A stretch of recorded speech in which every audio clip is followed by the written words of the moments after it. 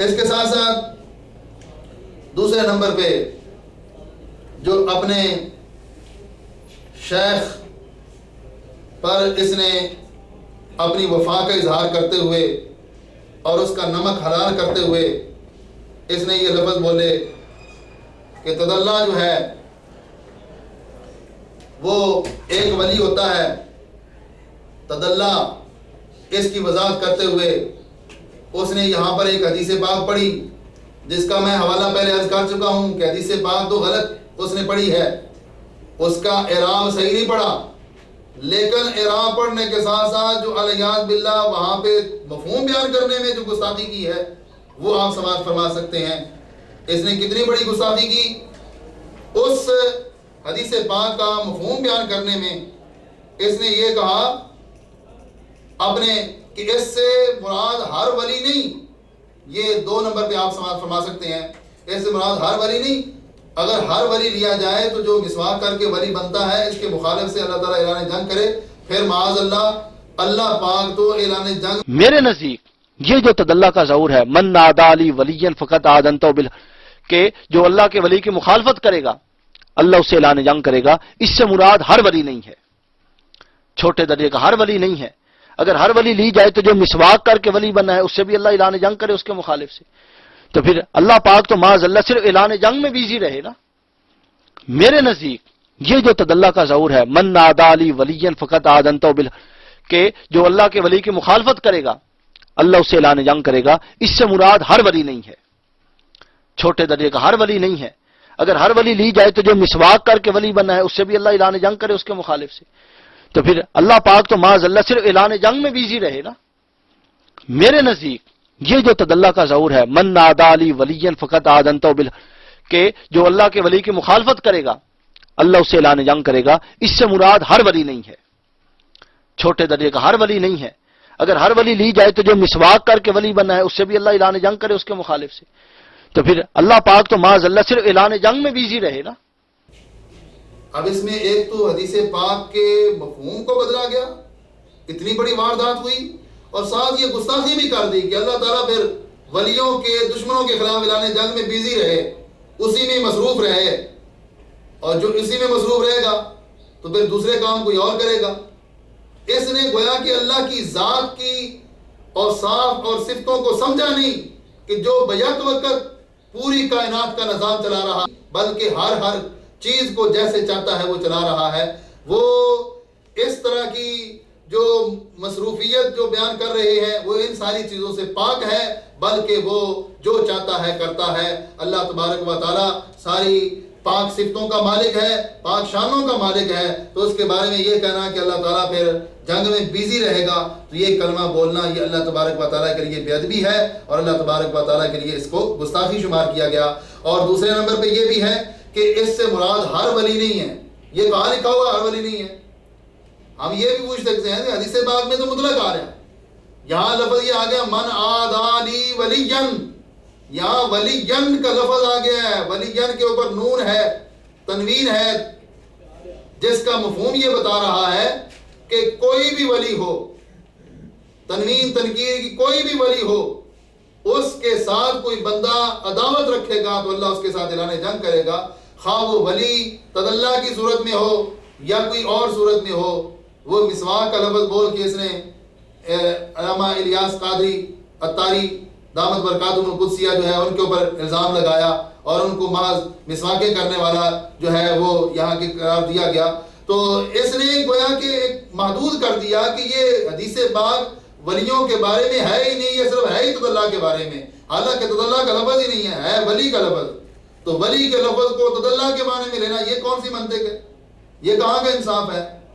اور پھر اس کو اپنے اوپر کرنا کہ چونکہ تدلہ کے مالک ہم ہیں اس لیے یہ حدیث کی بشارت بھی ہمارے لیے ہوگی. تو ہم کہتے ہیں کہ تمہیں کس نے یہ مقام دیا ہے؟ کیسے تم اس مقام پہ فائز ہو گئے؟ دوسروں کے اوپر تو الزام لگاتے ہو کہ تمہیں یہ ڈگری کس نے دی.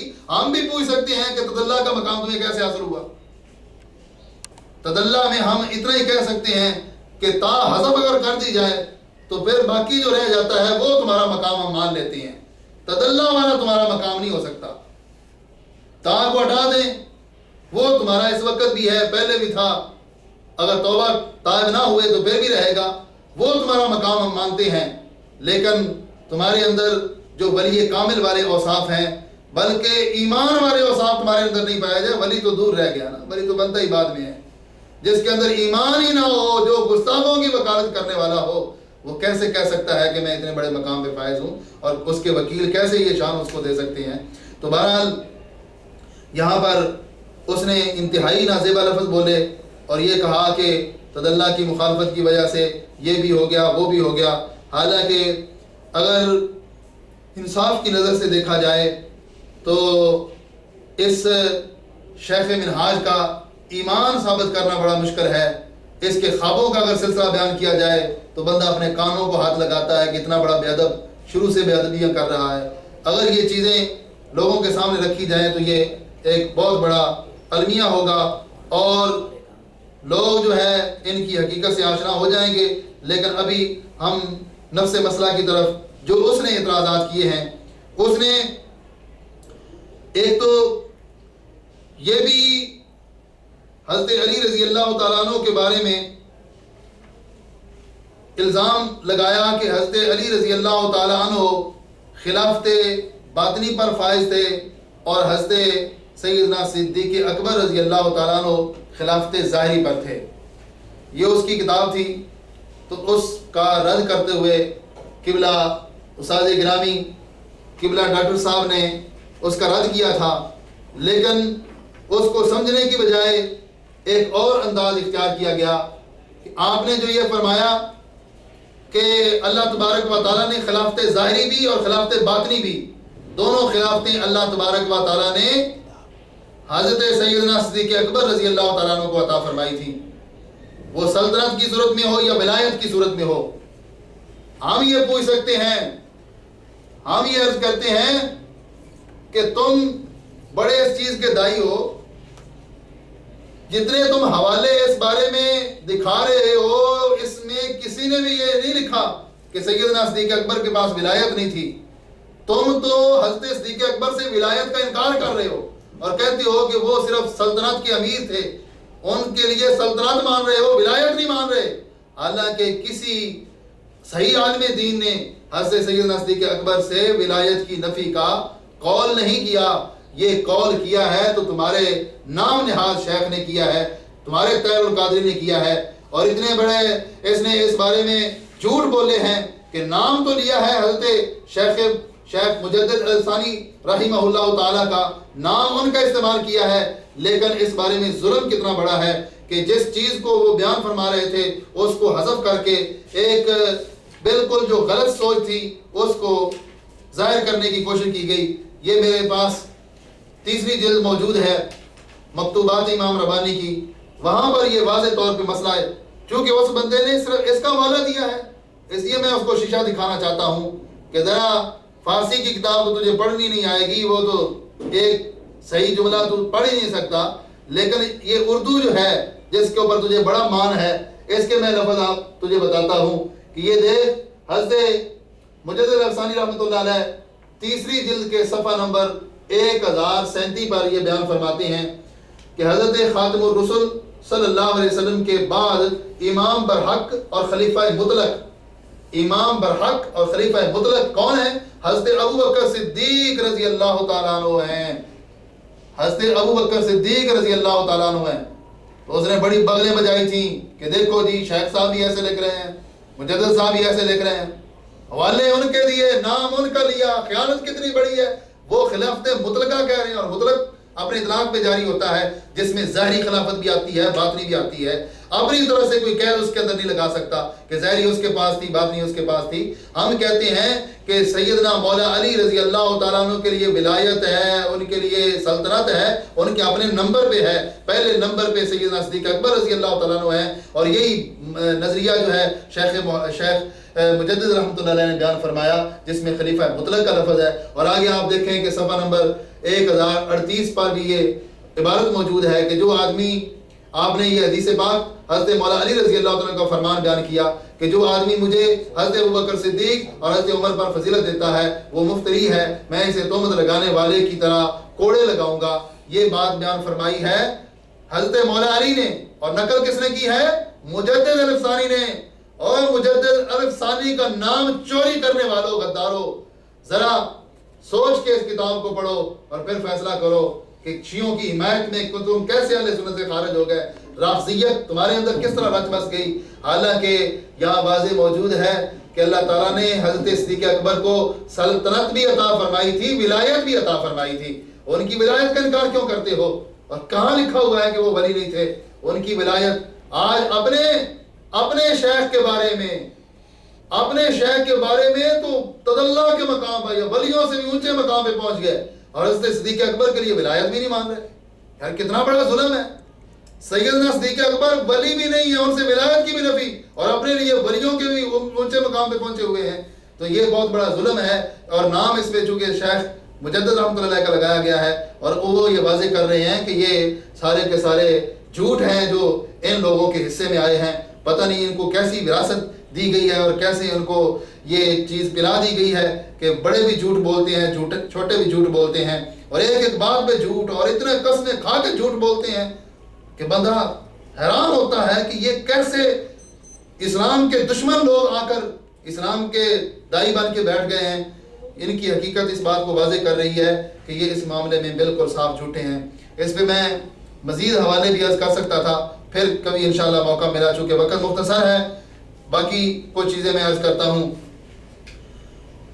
اس نے ایک بہت بڑا الزام یہ بھی لگایا کہ فتاوی رضویہ شریف کی 24ویں جلد میں یہ بات موجود ہے۔ فتاوی رضویہ شریف یہ اعلیٰ حضرت کے کلام کے اندر تعریف کرنے والے، اور پتہ ہے اس سے حیثیت ان کی کتنی ہے کہ فتاوی رضویہ شریف کے بارے میں یہ کہتا ہے کہ اس کی 37 جلدیں ہیں۔ 37 جلدیں نہیں ہے۔ 37 جلدوں کا اعلیٰ حضرت کا یہ فتویٰ کون لے گا؟ 37 جلدوں کا اعلیٰ حضرت کا یہ فتویٰ جو اتنی دقیق علمی زبان میں لکھا ہوا ہے، اس کو کس نے پڑھنا ہے؟ جلالی صاحب نے خود نہیں پڑھنا، چونکہ نہیں ہے۔ 37 جلدوں کا اعلیٰ حضرت کا یہ فتویٰ کون لے گا؟ 37 جلدوں کا اعلیٰ حضرت کا یہ فتویٰ جو اتنی دقیق علمی زبان میں لکھا ہوا ہے، اس کو کس نے پڑھنا ہے؟ جلالی صاحب نے خود نہیں پڑھنا۔ میں کہتا ہوں 37 جلدیں کسی مکتبے کی چھپی ہوئی آپ دکھا دیں تو میں مان جاؤں گا کہ واقعی آپ نے فتاوی رضویہ پڑھا ہوا ہے اور آپ کو اس کی سمجھ آئی ہے۔ اس کی 37 جلدیں ہیں ہی نہیں، کبھی لائبریری میں پڑھا ہوا دیکھ لیتا تو پھر بھی یہ بات نہ کرتا۔ اس سے یہ پتہ لگتا ہے کہ اس نے پورا فتاوی رضویہ شریف پڑھا ہوا کہیں دیکھا ہی نہیں ہے۔ جس بندے نے کتاب دیکھی نہ ہو وہ کتاب کے حوالے پیش کر رہا ہے، تو ظاہر ہے کہ وہ حوالے پیش کرنے میں کتنی بڑی غداری کرے گا۔ اب دیکھو اس کی یہ غداری کہ اس نے اعلیٰ حضرت پہ کتنا بڑا الزام لگایا۔ اعلیٰ حضرت رحمۃ اللہ علیہ نے موسیقی کے بارے میں اور آلات مزامیر جو ہیں، آلات موسیقی، ان کے بارے میں جو آپ نے فرمایا تھا اس پر ذرا توجہ آپ کی چاہیے مجھے۔ اس کو سمجھنے کے لیے ذرا آپ اہل علم تشریف فرما ہے اور آپ یہ اس بات کو ذرا نوٹ کریں کہ اعلیٰ حضرت رحمۃ اللہ علیہ سے فتویٰ یہ پوچھا گیا، دو باتیں پوچھی گئیں۔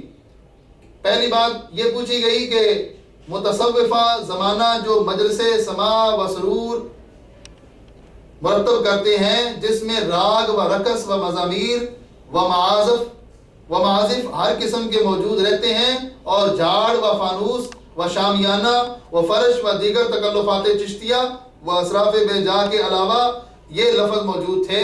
فتویٰ میں سوال کرنے والے نے دو چیزوں کے بارے میں پوچھا تھا، ایک اور آلات موسیقی کے بارے میں اور دوسرے جھاڑ فانوس شامیانہ۔